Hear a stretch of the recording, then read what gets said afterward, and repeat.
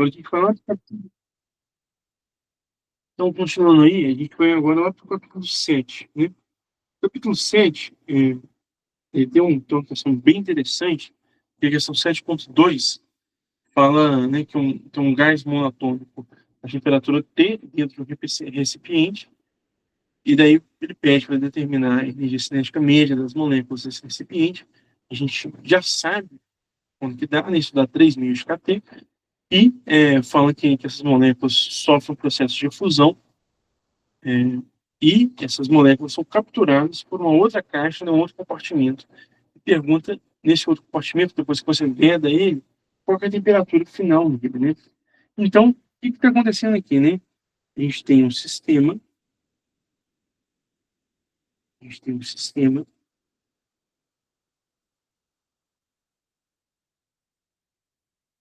ele tem uma temperatura T, certo? Aqui tem um pequeno orifício, pelo qual saem algumas moléculas de gás, e você captura essas moléculas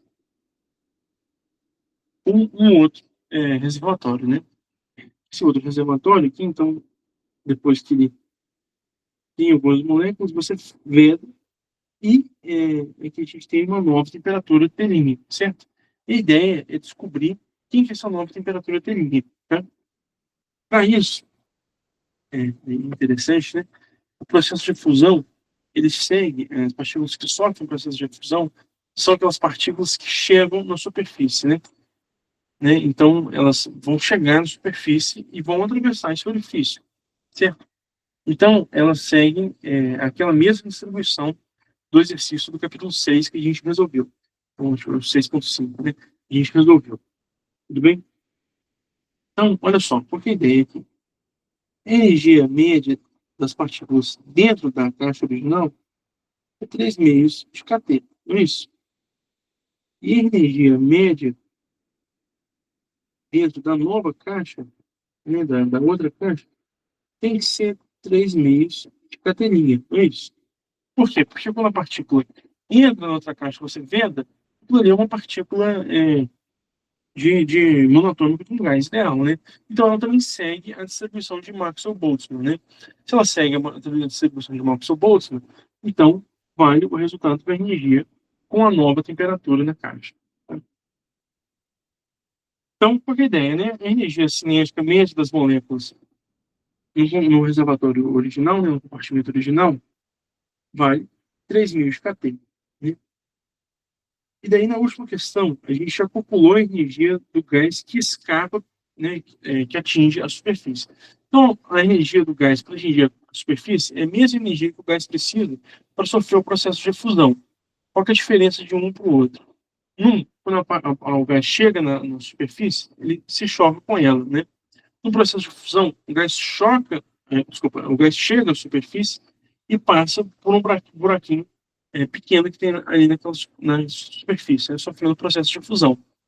Então, a energia média do gás que chega à superfície é igual à energia média do gás que sofre o processo de fusão, né? Então, as partículas que escapam aqui pela efusão, elas têm energia média de 2 kT, né? Foi o resultado que a gente obteve no último exercício, certo? Bom, e daí quando eles chegam nessa nova caixa, a gente já discutiu isso também, essas partículas, elas obedecem a uma distribuição de rapidez. Né? Qual distribuição? A distribuição de Maxwell-Boltzmann, certo? Por quê? Porque são partículas de gás ideal. Então, lá na caixa nova, né, a energia média pode ser escrita 3 meios de cateninha, né? Que é a nova temperatura da caixa, né? Não precisa ser igual à do reservatório inicial. De fato, não é igual. Isso aqui tem que ser igual à energia das partículas que escapam, né? É lógico, né? Porque se eu estou retirando, né, partículas de um sistema e colocando no outro, né? E essas partículas elas não perdem energia, nem ganham. Então a energia das partículas, da energia média das partículas que saem do sistema e chegam no outro, tem que ser igual, né? O que é isso? É a conservação da energia.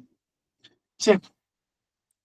Ou seja, em outras palavras, a gente está falando E 3 meios de catelinha tem que ser igual a 2 kt, né? Então, 3 meios de K vezes a temperatura nova na caixa tem que ser igual a 2K vezes a temperatura da caixa original, né? Então, a nova temperatura é maior que a original, né?